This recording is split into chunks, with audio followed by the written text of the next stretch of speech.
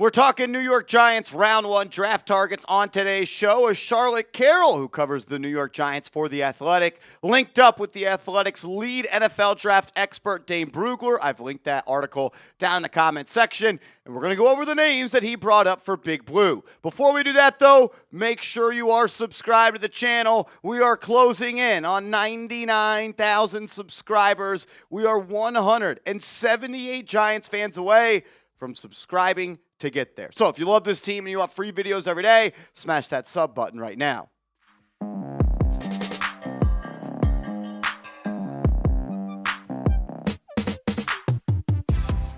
This is New York Giants Now by Chat Sports, and I am Marshall Green. Let's talk about it. Giants draft targets in round one that come from Dane Brugler of The Athletic. He mentioned like 10 guys on today's video. Some we've talked about, some we have not. Let's start with the Bayou Bengal, the SEC corner out of LSU, Mansoor Delane. This is a player that I think plays a position of need for the New York Giants. You can always get in a little bit of trouble talking about drafting for positional need, especially when you're Joe Schoen and you have drafted multiple corners in the top rounds. Deonte Banks in round one, Cordell Flott and Andrew Phillips in round three. Brugler wrote this about Delane, saying not much went right for LSU in 2025, but Delane was one of the few bright spots. Whether in man or zone, he plays sticky coverage with a nose for the football. You don't see many players play corner at LSU and turn into bad corners in the National Football League. If you're going to line up every Saturday in the SEC and play on the boundary and all over the defensive backfield like he has, you're likely going to be a good player. 43 tackles, 11 PBUs this year, and 2 interceptions for him. Another corner that was mentioned by Brugler was Jermod McCoy, another SEC corner, this time a Tennessee Volunteer. The only thing with him is he did not play in this past season due to an ACL tear, and even going back to summer scouting and really going through some of these top 100 players, this was a guy that was going to be a top 10 pick. And with the injury, who knows what's going to happen. My guy Joey Peterson, who covers the Tennessee Vols here at Chat Sports, said this about him. Coming in at 6'1", 190, McCoy has pro-ready size, which blends perfectly with his athleticism, physicality, and ball skills. He's got the potential to be the best cornerback in the draft, but selecting him doesn't come without risk, given the fact he hasn't played a snap since December 2024, and is coming off an ACL tear in January of 2025 during off-season conditioning. Still, with his mental processing, twitchiness, and receiver-like hands, McCoy has the chance to be an elite corner at the next level, compares to Jalen Ramsey. I'll say this, if the New York Giants can leave the first round with a Jalen Ramsey type of corner, that is going to be a major boost to this defense. I don't mind taking a corner in round one. Giants haven't had the most success there in our lifetime, but, you know, they got to be right one of these days. And if you'd eliminated the ACL tear, this would be a lock of a top 10 pick. Curious to see how he looks in the pre-draft testing cycle. Will he do some drills? Will he have a pro day? Will he do individual workouts? Still a long way to go. Let's go to the trenches, and Spencer Fano, the right tackle, is someone that I think is definitely in play for the Giants. They are better on the offensive line, I would say, this year, but the offensive line is far from fixed in terms of future play or pieces that can help in the future being in place. Brugler said this isn't a Joe Alt type of prospect in this class, but Fano is the best of the group.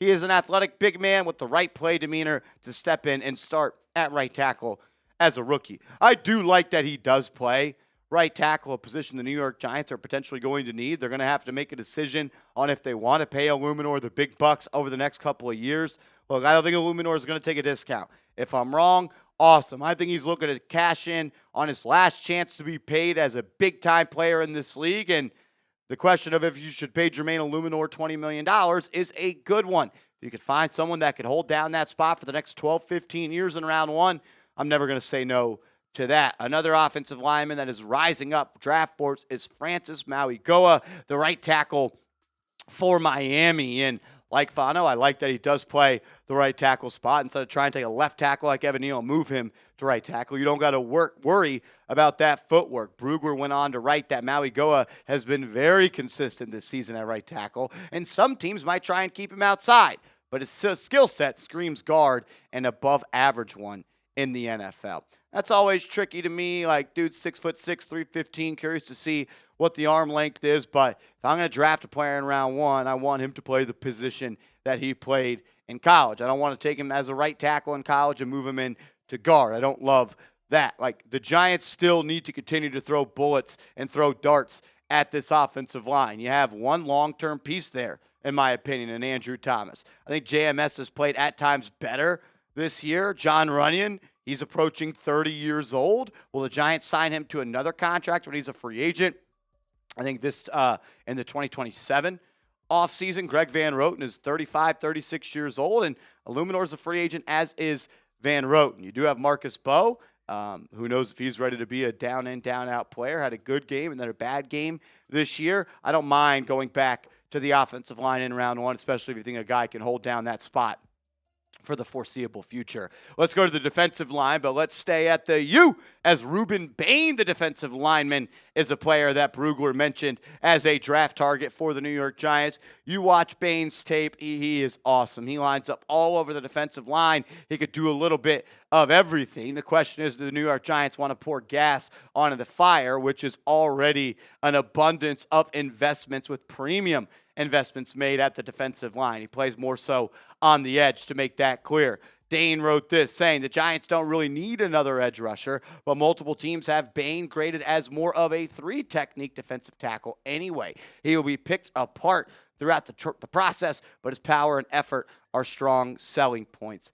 I just don't know if he is going to be a 3-technique or defensive tackle. Maybe he's a 3-4 edge, 3-4 defensive end compared to an outside linebacker at 6'3", 275. He's just a little bit light to go up against guards and centers and double teams all the time. Like, yeah, I'd love to add another pass rusher like him who has had an awesome career, but I just can't really make sense of doing so. Like, you already have $150 million in a second and fifth round pick in Brian Burns. Top 5 pick on Kayvon Thibodeau. Got to make a decision on his deal this offseason, and an Abdul Carter as well. And you're even paying Chauncey Golston, edge number 4, pretty decent edge 4 numbers. So we'll see what the Giants do there. I wouldn't hate the Bain pick because I do think he's a damn good player, but it would take a creative defensive coordinator to make all of these pieces of the puzzle fit together. We'll move to some offensive weapons coming up next. Some guys that you may know and are interested in and want on this football team. So excited to break that down. But I'm also excited to tell you about a brand new sponsor. They've been here before, but they are back on Giants now with the holiday season here. If you're looking to add a chain to your accessories, get hooked up with GLD. Go to GLD.com. Use that promo code chat, and you're going to get 50% off your order. Let's be real. Buying men's jewelry used to be a nightmare, especially during the holidays when you wanted something meaningful that wouldn't fall apart. It was low-quality junk that snapped after a week, or it was insanely overpriced with ridiculous markups. That's why I rock with GLD, and you can too, with 50% off when you use the promo code chat. You're getting quality pieces that are built to last without breaking the bank. And unlike a lot of other companies, GLD only uses real gold. I also love that every single stone is meticulously hand set and every single piece is guaranteed for life. That's the type of security you want when you're buying jewelry. And shout out to GLD. They sent me this awesome chain, this beautiful New York Knicks pendant. We are the champs, in-season champs at this point, LOL. But shout out to them. If you want a Giants pendant to go with the chain as well, they got you covered. They have collabs with the NFL, NBA, WNBA, MLB, NCAA, MLS, and even DC Comics. Work hard and change the game. Right now, GLD is making holiday shopping easy. For a limited time only, new customers get an insane deal. Use that code CHAT. Get 50% off at GLD.com. That's 50% off with the promo code CHAT at GLD.com. After your purchase, they'll ask where you heard about them. Please support our show and tell them Chat Sports sent you. Let's jump into the wideout position. Carnell Tate out of the Ohio State. It's a player that has been linked to the New York Giants, as it feels like receiver continues to be a top need for this team. What is the future for Darius Slayton? Yes, he's under contract for next season, but the Giants are most likely going to cut him after the 2026 season. I know that's what you do, though. That's what you think about when you're making these decisions. He is a T. Higgins type of receiver for me at 6'3", almost 200 pounds, still young at just 20 years old, and I think he would be a perfect complement to somebody like Malik Neighbors. In the article, Brugler said a very detailed wideout. Tate is purposeful with his steps to efficiently get in and out of his breaks or outpace coverage on vertical patterns. He is a monster at the catch point and will complement Neighbors extremely well. He's got size. He's got speed. He's got tremendous hands. He's been very strong at the catch point and durable as well. And my NFL comp for him is T. Higgins. I would love to add T. Higgins to an offense that already has Malik Neighbors. Another receiver to keep an eye on is Jordyn Tyson. He is a little bit more electric and a little bit more dynamic with the ball in his hands than a guy like Carnell Tate. Some people compare him to Stephon Diggs. I think he's a little bigger than Diggs, but some of those young, early days of Diggs as a Viking you can see in Tyson's tape. Brugler said a wideout who reminds me of Stephon Diggs. Tyson is a fluid athlete who can create his own space and adjust to the football. If the goal is to help out a young quarterback, Tyson would do that as a rookie. His ability to make catches even when he is covered and blanketed is his strong suit. He's got strong hands. He has a really good knack, I would say, for going and high pointing the football. Like when the ball is in the air, he has a mindset and an attitude of, I'm going to go ahead and grab that off the top shelf. And then if you throw him the ball in space, he can make it work as well. He plays outside. He plays in the slot. There are some injury worries with him, though. Kind of a lengthy injury history. Tore up his knee in 2022, all in one play, then broke his collarbone in 2024, and he's missed a month of the season this year with a hamstring injury. So as dynamic as he is, as explosive as he is, and a game changer as he is, there are some red flags with the medical. If you want the Giants to draft a playmaker to help Jaxson Dart, hit that thumbs up icon. I don't mind building an explosive offense to surround Jaxson Dart. If you're with me, hit that thumbs up icon. Let's talk about some Ohio State linebackers, Arvell Reese and Sonny Styles. I put out my first mock draft on the channel of the draft cycle yesterday. Go check that out. We got a little Buckeye happy on that one. But these two guys, as explosive and dynamic as they are, they're a little bit different. Arvell Reese is more of your hand in the dirt edge type of linebacker. Gives me some Abdul Carter vibes where he can line up on the edge, he can line up in the A-gap. If you need him in a pinch, he can be that off-ball linebacker. He excels in being in a quarterback spy role as well. Reese, he's a damn good player, and he's had a great season in the Big Ten this year. Brugler said without knowing the scheme or coordinator, it can be tough to project defensive players to the Giants right now. But Reese is a hybrid linebacker who can do whatever you want in the front seven. He plays with violence, and his closing burst is incredible. I mean, you just turn on the tape and you watch Ohio State, and whether it be Downs, whether it be Reese, or whether it be Sonny Styles, these guys move just a little bit faster than everybody else. And this Giants defense, in my opinion, this year lacked some top-end speed. So if Reese is there when the Giants are on the clock, I wouldn't mind it. I think it would be a good pick. Again, it would just be another piece you could use on defense, but again, it would take the right defensive coordinator. Sonny Styles is more of your traditional and prototypical off-ball linebacker, sideline to sideline tackling machine. He could play downhill. He was a safety when he first came into college, so he is an athletic freak. He reportedly grew 3 inches in the spring this past year. Now he's up to 6'5", 240 pounds. Looks like he was built in a lab. And when's the last time the Giants had an impact player at that inside linebacker spot? At a verified 6'4" and 240 pounds with 33+ inch arms, Styles looks like a defensive end, but he runs like a safety. His backfield vision and take-on skills have improved with each game over his 2 seasons as a starter as a Buckeye, says Dane Brugler. You compare their stats side to side, and you could kind of see the different type of player or different responsibilities that they have. Reese, you're going to tell him to get after the quarterback.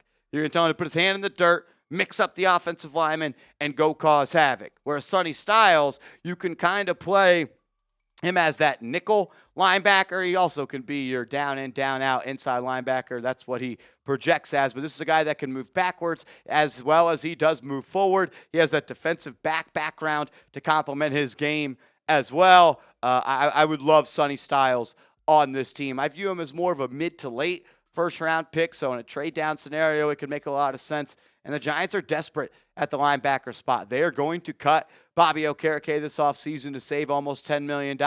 Micah McFadden is a free agent. What are they going to do with him coming off a major foot injury? You pretty much got to start at 0 at that inside linebacker spot. And adding a guy like Styles to the fold at that spot, maybe signing a Leo Chanel in the offseason and getting two guys that can go sideline to sideline and bring speed to your defense, that's a quick way to help try to fix that. Overall, if the Giants are going to take one of these athletic chess pieces on defense, they need to find a defensive coordinator who can get creative with the personnel, especially if they add someone like an Arvell Reese or a Bain or somebody like that. You have too many good players, you would think, at the line of scrimmage, that you need someone that can maximize those players and put them in positions to be successful. How many times have we talked about why are the Giants' best players not on the field together? They don't complement each other. You need somebody to be able to come in and do that. Long way to go until April, but I'm putting you on the clock right now, and you got 10 seconds. Who should the Giants draft in round 1? Sound off for me, and make sure you are following me on social media. I'm on Twitter. I'm on Instagram at @MarshallGreen_.